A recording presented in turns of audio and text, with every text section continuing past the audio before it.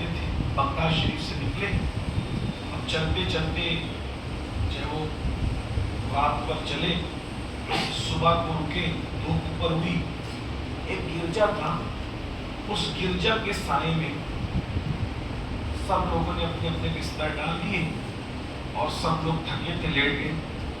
شیخ اندلس بڑے نیک آدمی تھے، اب آپ سمجھ سکتے ہیں جس کو لاکھوں حدیثیں یاد ہو، بغداد کا، پوری دنیا کا اتنا بڑا علامہ ہو، اس زمانے میں ان کا لقب شیخ الاسلام تھا، اس دور کے وہ شیخ الاسلام کہلاتے تھے۔ ذرا غور کیجیے، یعنی یہ شیخ الاسلام کا لقب کسی کے لیے چھوٹا موٹا نہیں۔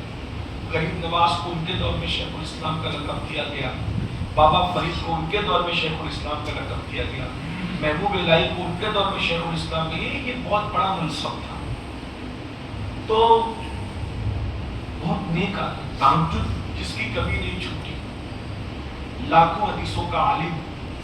انہوں نے کہا یہ سب حاجی لوگ ہیں، اللہ کے مہمان ہیں، یہ سب سو رہے ہیں، جب یہ نیند سے اٹھیں گے تو ان کو پانی کی ضرورت پڑے گی، تو یہ سو رہے تو میں ذرا پانی ڈھونڈ لوں تاکہ جیسی ضرورت پڑے گی تو ان کو کہوں گا کہ وہ پانی کھولا جگہ موجود ہے، جا کے سب لوگ وضو کر لو، نہا لو، پانی پی لو، تو ان کو ڈھونڈنا نہیں پڑے گا، آسانی ہو جائے گی۔ یہ مشکیزہ اٹھاتے ہیں اور پانی ڈھونڈنے نکلتے ہیں، تو دیکھا کہ گرجا کے اس طرف لوگ پڑاؤ کیے ہوئے اور گرجا کے ٹھیک اس طرف بہت بڑا تالاب ہے۔ انہوں نے جیسی مشکیزہ تالاب میں ڈبویا تو دیکھا کہ تالاب کے اندر ایک خوبصورت چہرہ ہے، بہت خوبصورت چہرہ۔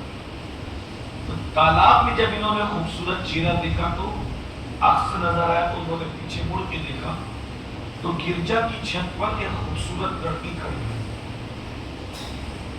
اتنی خوبصورت لڑکی کو دیکھا، دیکھنے کے بعد اس کی محبت دل میں پیدا ہوگی۔